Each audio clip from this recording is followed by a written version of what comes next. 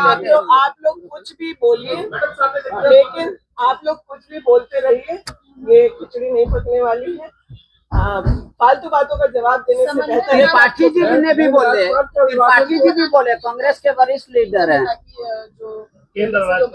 अभी सत्र चल रहा है, सत्र पर ध्यान देंगे। राज्यपाल जब पूरी दुनिया सोचना बंद करती है तो हेमंत सोरेन जी सोचना शुरू करते हैं, और जो उनका रणनीति रहता है इसका हम लोग ने उदाहरण के तौर पर पिछला विधानसभा भी देखा है, उसके पिछले विधानसभा भी देखा है।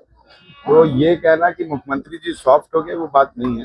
हाँ, मुख्यमंत्री जी निश्चित तौर पर उनकी चालों को अब समझने लगे हैं, तो हम लोग भी अपनी रणनीति बनाते हैं और वो हमारे मुखिया जिस तरीके से रणनीति बनेगी बीजेपी को थोड़ी उजागर करेंगे। तो अनूप जी के लिए पेनफुल रहा उस तरीके का बयान? हाँ, अनूप जी के लिए थोड़ा पेनफुल रहा हेमंत जी का उस तरीके का बयान देना? देखिए, बात पेनफुल की नहीं, किस संदर्भ में बोला गया, कब बोला गया, ये भी मायने आपको देखना होगा।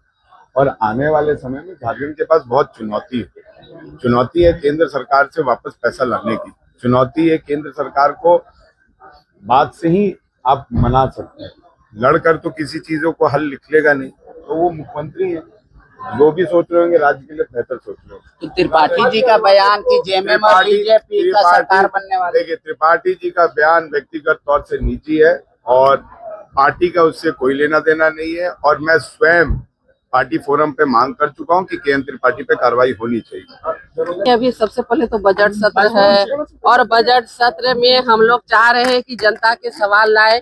अभी आप लोगों को हमने कहा था पिछले बार भी कि जिस प्रकार से ये सरकार आम गरीब गुरबा के पक्ष में कार्य नहीं कर रही है, किसानों का हित को देखिए, इतनी अच्छी बारिश हुई, फसल अच्छी हुई, आज धान की अच्छी पैदावार हुई। अगर सरकार अच्छे दाम में खरीदी रहती तो वो आर्थिक रूप से मजबूत होते हैं। ये सरकार एक तो लेट से धान क्रय शुरू की, उसके बाद में भी आज बड़े बड़े अक्षरों में अखबार में आए हैं, आप लोगों ने ही दिखाने का काम किया है कि धान खरीद को बंद कर दिया गया। सिर्फ धान खरीद को बंद नहीं किया गया, जो दिए भी हैं उनका भी पैसा इन्होंने नहीं चुकता किया।